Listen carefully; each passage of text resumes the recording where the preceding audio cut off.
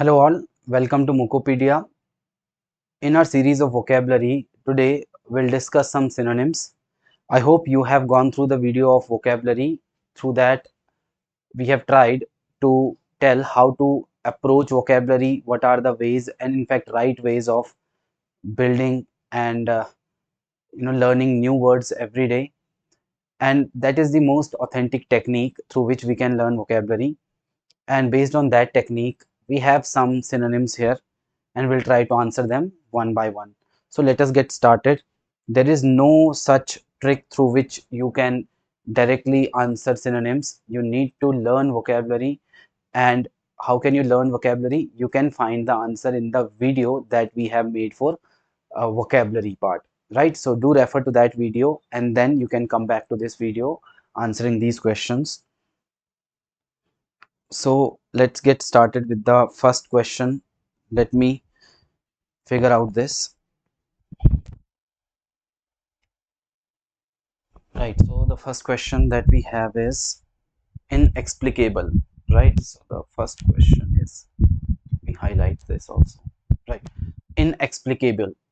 So we have the word explicable, then we have suffix able, prefix in, and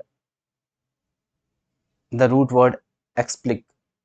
So inexplicable, that means it is related to explain, and in not cannot be done, right? Cannot be done. So this is what it tells. And here the word is with in, that means it's negative in meaning. So we are asked choose the word which best expresses.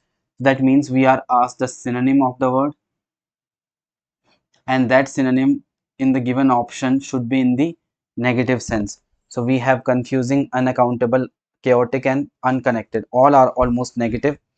So explicable, which cannot be understood, right? And we have options: confusing, unaccountable, chaotic, and unconnected. Chaotic, it is related to chaos, not related to something understanding or explanation. Then unconnected doesn't make sense. Unaccountable, no. So the correct one is confusing, which cannot be understood is confusing in meaning. So correct answer is option A. Let us look for the, yes, we have the answer. Then the second, insolvent. Again, it's negative in meaning. Insolvent. And insolvent is someone. So here, poor, bankrupt, penniless, and broke. All are used for somebody who's poor. Now understand. There can be two possible meanings of a word. Not exact, there can be two different words for one possible meaning, right? Let me rewrite it. There can be one possible meaning for two different words. Be one meaning for two different words, right? For example, we have one thing called as connotation and one thing called denotation. Denotation, connotation. To understand this, we have a word house and we have a word home. Both have, there are two words but both have one common meaning. It means a place to live in. A place to live in. Both, guys, now focus here. Both have one common meaning, a place to live in, house as well as home. But can we say house for sale, and can we say home for sale? So you will say yes, we can say house for sale but not home for sale. Why? Because house, so both, now focus here, We have connotation, we have denotation. They have one meaning, literal meaning, denotation. That is why they both are synonyms of each other. Guys, focus here. The two words have one meaning, that means they have same denotation. That is why they are synonyms, but they cannot be used interchangeably. They cannot come in place of each other. Why? Because they have different connotation. Connotation means different feelings, some emotions associated with that those words. So home, where there is feeling, where there is warmth, and house is just a structure. So you, that is why you are able to sell the structure and you say house for sale, not home for sale. So that is why we have four words having similar or almost same meaning, but here we have to choose most suitable and the word which best expresses the meaning. And insolvent is exactly used for someone who's bankrupt. So that is why option B is correct. I hope whatever I have told you here is clear to you now. Then we have shallow.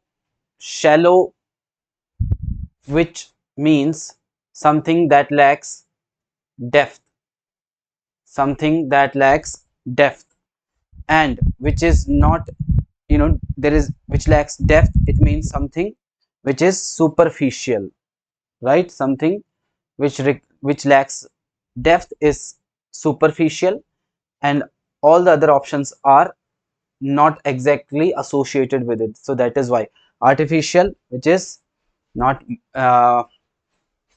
which is some prototype or something ingenuine. Then we have foolish, worthless, but the correct answer should be superficial. Let us go for the next question. And the next question we have is extricate. We are required to answer the question extricate, and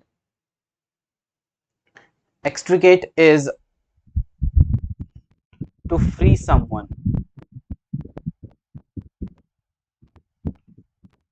from duties or some official charges. So then we use the word extricate, right? He tried to extricate himself from the duties. So that means to free someone. There is pull, free, tie, complicate. No, the simplest one is to free someone. There is one word, exonerate. It is also to free, but it is by judiciary to free someone from all the charges, right? So always remember, whenever you are reading a word, there can be possible similar other words.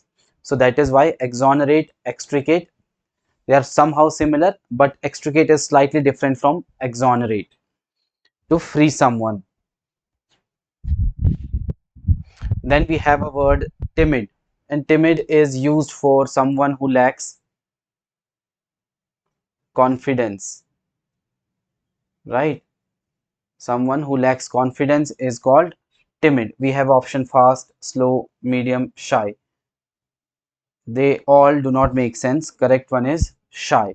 We are required to tell the synonym of the word timid, and that is why the word is answer is shy.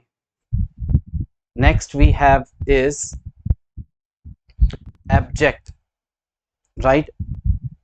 Just look for this word. This is a very, very beautiful word, abject, and the possible options are challenge, miserable, deny, disobey.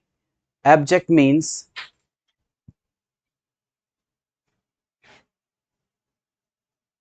something, it is generally used for something to the highest degree,